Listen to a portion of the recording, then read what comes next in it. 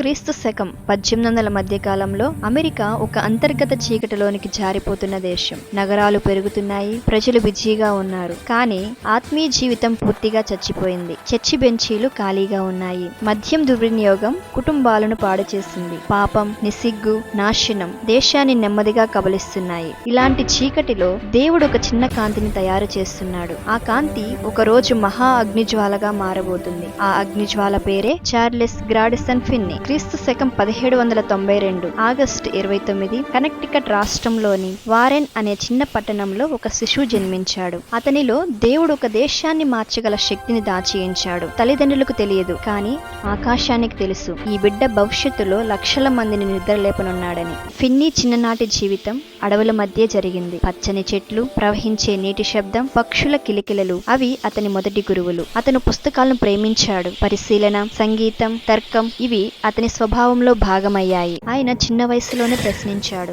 మన జీవితానికి ప్రయోజనం ఏమిటి? ఎవరూ సమాధానం చెప్పలేకపోయారు. పుస్తకాలు అతని జీవితాన్ని మార్చాయి. చరిత్ర, విజ్ఞానం, తత్వశాస్త్రం, ప్రపంచజన్యాలు అన్నీ చదివాడు. చర్చిలోకి వెళ్తే అక్కడ శక్తి లేదు, ఉత్సాహం లేని పాటలు, ఆత్మ లేని సందేశాలు, దేవుడు ఉన్నట్లే లేడు. యువకుడయ్యాక ఫిన్నీ తన భవిష్యత్తు కోసం వెతికాడు. అనేక వృత్తులు ఆలోచించాడు, కానీ ఏదీ హృదయాన్ని తృప్తిపరచలేదు. తర్వాత అతనిలోని మేధస్సుకు సరిపడే రంగం కనుగొన్నాడు. అదే లా, న్యాయం. కానీ అంతరంగంలో మరింత ఖాళీ పెరిగింది. ఫిన్నీ లా చదువు మొదలుపెట్టాడు. కేసులు, తీర్పులు, వాదనలు అతడు వేగంగా నేర్చుకున్నాడు. కానీ వింతేమిటంటే అనేక లా పుస్తకాలు బైబిల్ వచనాలను ఉటంకిస్తున్నాయి. న్యాయం, నీతి, సత్యం ఇవి అతన్ని లోపల తాకాయి. ఫిన్నీ యొక్క మనసులో ప్రశ్నలు పెరిగాయి. బైబిల్ నిజమైనదైతే ఎందుకు క్రైస్తవులు దీన్ని పాటించరు? దేవుడు ఉన్నాడా? నా ఆత్మ ఎందుకు ఖాళీగా ఉంది? ఇవి అతన్ని నిద్రపోనివ్వలేదు. అతని మనసు యుద్ధరంగం అయ్యింది. సమాధానాల కోసం చర్చికి వెళ్ళాడు, కానీ అక్కడ జీవం లేదు. పలుచటి సందేశాలు,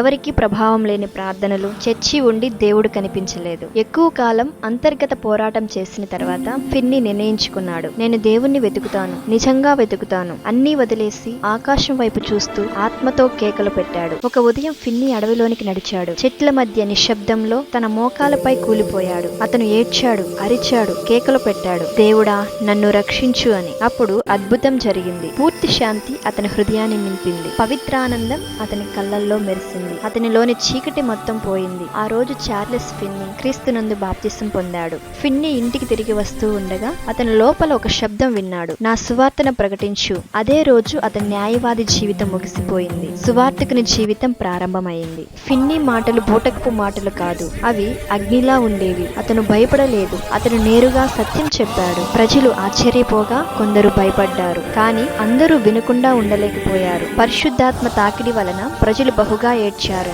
చేతులు పైకెత్తి అరుస్తున్నారు, దేవుడా క్షమించు అని పాపం ఒప్పుకున్నారు. మద్యం షాపులు మూతపడ్డాయి. ఇల్లు మారిపోయాయి. పట్టణం పునరుద్ధరించబడింది. కొంతమంది పాస్టర్లు అసూయతో నిలబడ్డారు. ఇతని వాక్యాలు చాలా భావోద్వేగంగా ఉన్నాయి, అతను సంప్రదాయం పాటించట్లేదు అన్నారు. కానీ ఫిన్నీ శాంతంగా సమాధానమిచ్చాడు, పాపం నిజమైనదైతే ప్రక్షాళన కూడా నిజమైనదే. మీటింగ్ ఉత్సాహంతో నిండిపోయింది. ఫ్యాక్టరీలు మూసివేసి ప్రజలు ప్రార్థనకు వచ్చారు. పోలీసులకు కేసులు లేవు. మద్యం దుకాణాలు మూసివేశారు. పట్టణం పరలోకాన్ని అనుభవించింది. రోచెస్టర్ పట్టణంలో దాదాపు అందరూ రక్షణ పొందారు. న్యాయస్థానానికి కేసులు రాలేదు.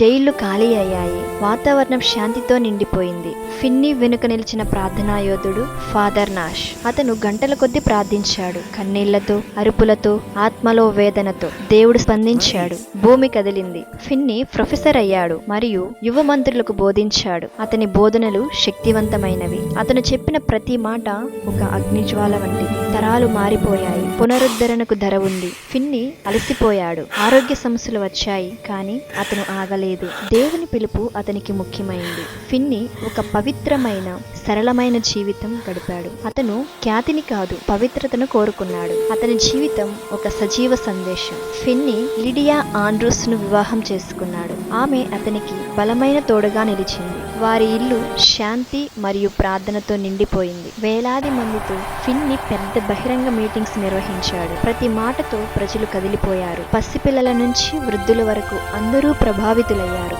ఫిన్నీ ఫిన్నీ అనేక పుస్తకాలు రాశాడు. పవిత్రత, ప్రార్థన, పునరుద్ధరణ, ఆత్మీయ శాస్త్రాలు. ఈ పుస్తకాలు ప్రపంచ చర్చిలకు మార్గదర్శకాలయ్యాయి. వయస్సు పెరుగుతున్నా అతని ఆత్మ మరింత బలపడింది. అతను మృదువైన జ్ఞానంతో బోధించాడు. అతని కళ్ళల్లో దైవ భయం కనిపించేది.